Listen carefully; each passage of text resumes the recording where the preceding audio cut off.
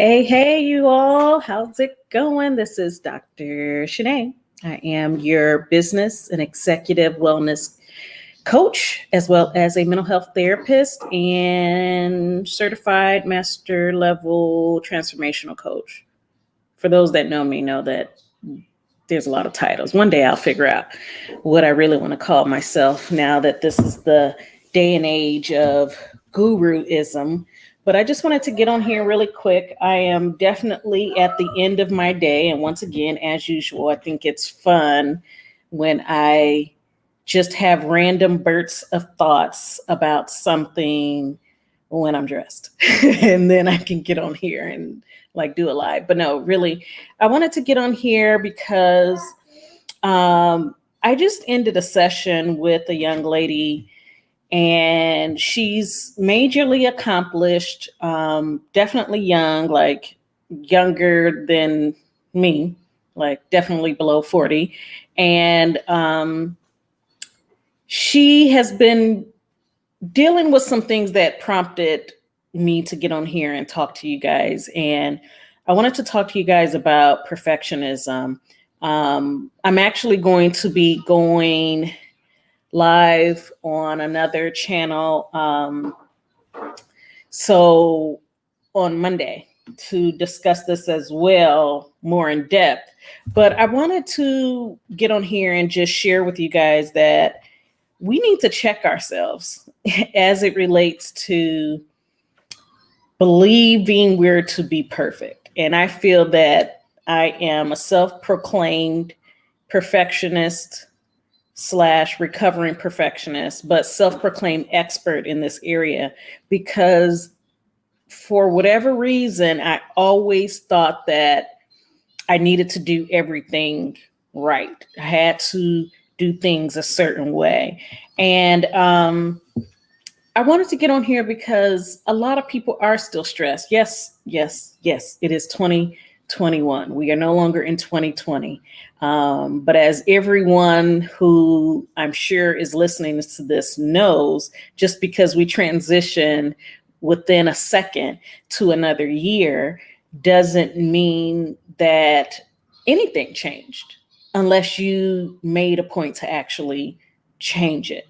So I speak with a lot of people that are dealing with different stressors, traumas, that are dealing with overwhelm, burnout, and that's the space that I come from a personal standpoint.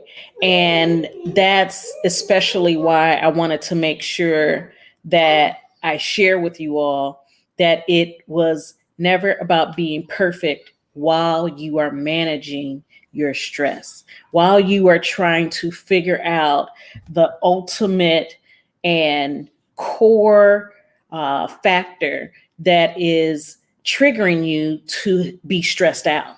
And a lot of times it's self-imposed. It's self-imposed because we have these ideas of how we're supposed to be, how we're supposed to look.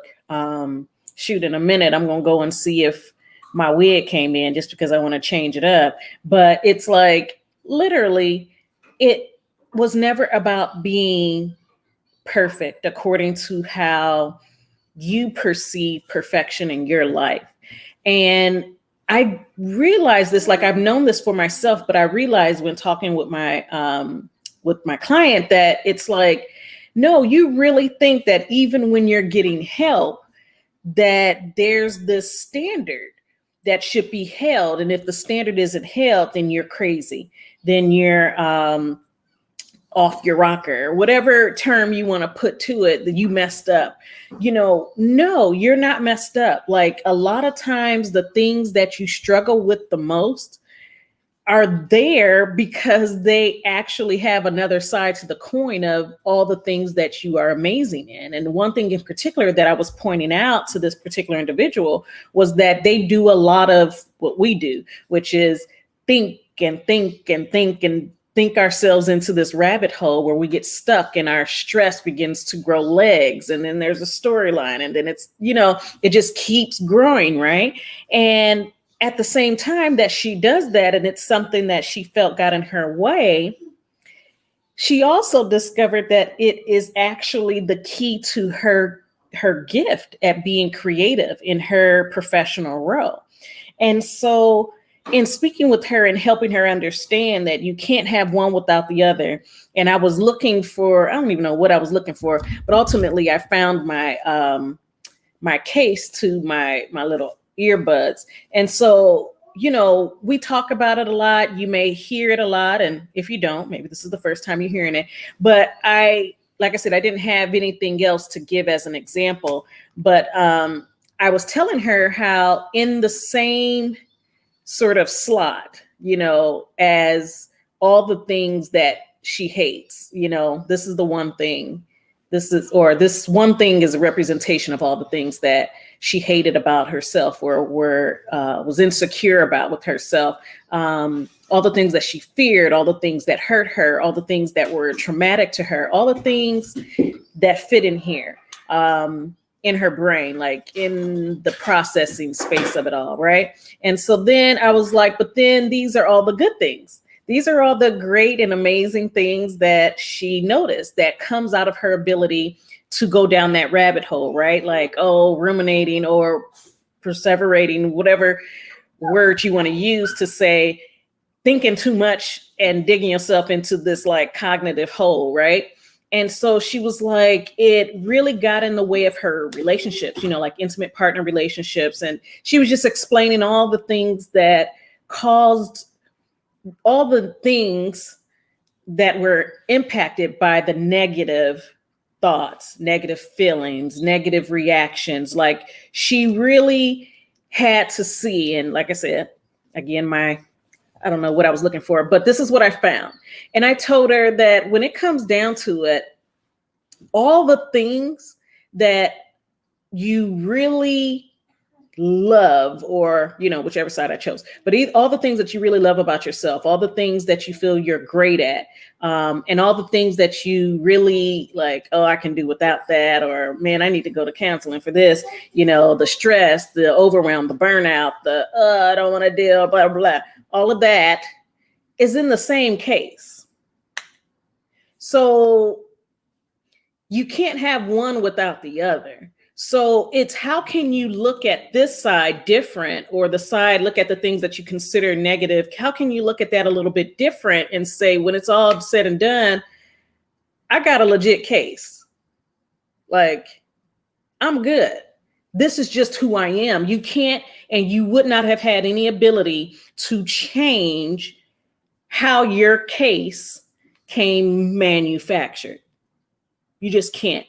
The way that you're responding to the stressors, the way that you're responding in life, you can't really do anything about it up to the point of realizing it. Once you realize it, then you can decide, you know what, when it's all said and done, there's some necessity for the bad. There's some necessity, and I'm going to put air quotes for the bad, because they're not really bad. There's just layers and layers of who you are. So if you don't have the things that cause you to be stressed, to cause you to feel overwhelmed, that causes you to hurt, to have pain, to have grief, it sort of disrupts your ability to be human, to then have the ability to turn around and say, well, then there's love, there's affection, there's peace. Like you wouldn't know the difference. So how can you accept the fact that it's not about perfection, as opposed to you being one of a kind?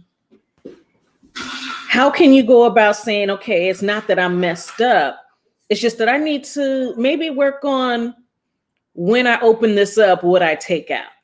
If it's a dangerous situation, I may want to take out this side of me that's a little paranoid, let me check on that and double check just to make sure I'm safe in this dark alley or something random, But then on the other end, it's like, okay, well, what do you know? You have all these gifts, you have all this strength, you have all this tenacity, this resilience of you. How can you look at it like that and dilute that thought that tells you that you're not enough, that you should be doing better, when it is what it is? How you process it is how you process it unless you do something about it. And usually you don't need to do anything about it unless it's disrupting your life, right? It's disrupting your ability to have peace. It's disrupting your ability to function within the workspace or within your personal relationships. So when it's all said and done, I wanted to come on here really quick and just offer a different perspective as you go through working on your stress, working on, burnout, working on everything that just so happened within a second of transition into 2021 that you still have to deal with. We're still who we are. We are still dealing with what we're dealing with until we decide to do something about it. So maybe having a more clear and less judgmental perspective about what you're going through, the hardships, the pains, the grief, the loss, all of that, in addition to the things that blossomed out of the space of being home more, that blossomed out of the space of, being more in tune with simple pleasures, like whatever it is for you. But like I said, I just wanted to get on here really quick because, again, anytime I still have on, a little bit of makeup and some clothes, then I guess I better get on here. But I will be, what's tomorrow? Wednesday. Oh, yeah. So I'll be on live tomorrow morning and doing another wellness check for leaders. But that just came to my mind because that is something that I struggle with as far as like dealing with trying to be perfect by, my own standard when no one else expects you to be perfect. We just expect you to be you. So when things are rough, it's okay. Work through it the best way that you can. Get help if you need to, whatever it is. But yeah, just a thought, different perspectives, but thought I'd offer you all that one. So I will let you guys go, and I'll be back on in the morning early because I'm going to start getting up early again since all the holidays are basically over until my birthday, that is, because that's a holiday to me. February 8th, just so you know, if you want to. I'm just kidding. I was about to do how some people do when they were like, let me draw you my Venmo, whatever. But anyway, you all have a good evening. I will talk to you guys later. Bye-bye.